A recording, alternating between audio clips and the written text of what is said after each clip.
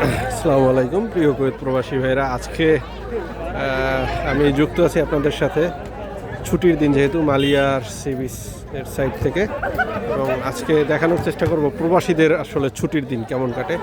এবং দেখেন, এটা একটি ভলিবল খেলার গ্রাউন্ড।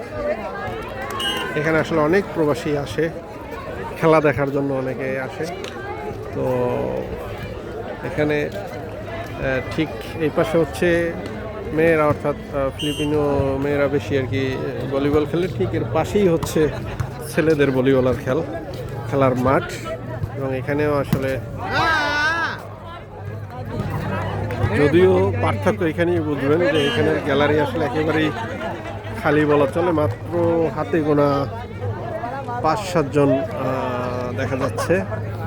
আর ঠিক এর পাশেই আসলে, ঠিক এই যে এর পাশেই হচ্ছে মেয়েদের ভলিবল খেলার মাঠ।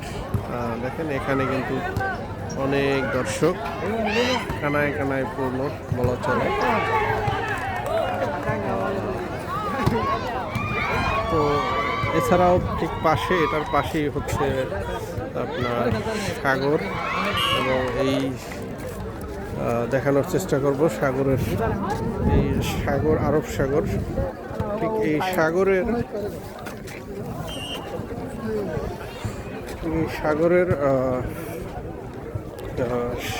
সাগরের পাশে হওয়ার কারণে আসলে এই বিচেও আসলে প্রচুর মানুষ আসে ঘুরতে। এখানে এখন কিন্তু সন্ধ্যার পরে ঠিক। তো আপনাদেরকে দেখানোর চেষ্টা করব প্রবাসীরা ছুটির দিনে আসলে কিভাবে কাটাচ্ছে। এটাই আসলে দেখানোর উদ্দেশ্য। অনেকেই ঘুরতে আসেন এখানে। এর বাইরে আরেকটা, যেটা কুয়েতের সবথেকে বৃহত্তর সেতু, যেটি ব্রিজ, শেখ জাবের কসওয়ে। ঠিক এই যে লাইটগুলো দেখতেছেন, এই লাইটগুলোতে এই পুরো এটি হচ্ছে শেখ জাবের কসওয়ে।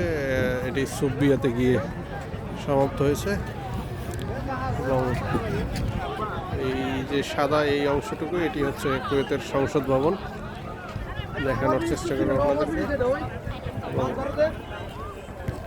প্রবাসীরা আসলে ছুটির দিনে অবকাশ যাপনের জন্য, ঘুরতে আসার জন্য, বিনোদনের জন্য আসে। দেখেন, অনেক মানুষ এখনো বিচে হাঁটতেছেন। এবং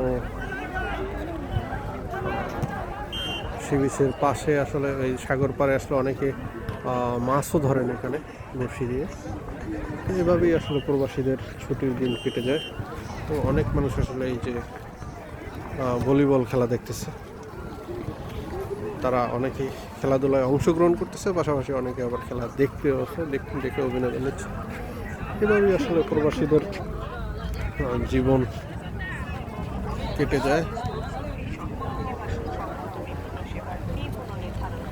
তো ধন্যবাদ সবাইকে। ভালো থাকবেন, সুস্থ থাকবেন। প্রবাসের মাটিতে আপনি বাংলাদেশ, এটি মাথায় রাখবেন এবং আইন কানুন মেনে চলার চেষ্টা করবেন। আমাদের ইউটিউবে একটি চ্যানেল রয়েছে, প্রবাসের কথা। চ্যানেলটি সাবস্ক্রাইব করে আপনারা পাশে থাকুন। সেখানেও আমরা সব ধরনের ভিডিও আপডেট দেওয়ার চেষ্টা করি কুয়েতের বিভিন্ন বিষয় নিয়ে। আজকের মতো এখানেই বিদায় নিচ্ছি। আসসালামু আলাইকুম।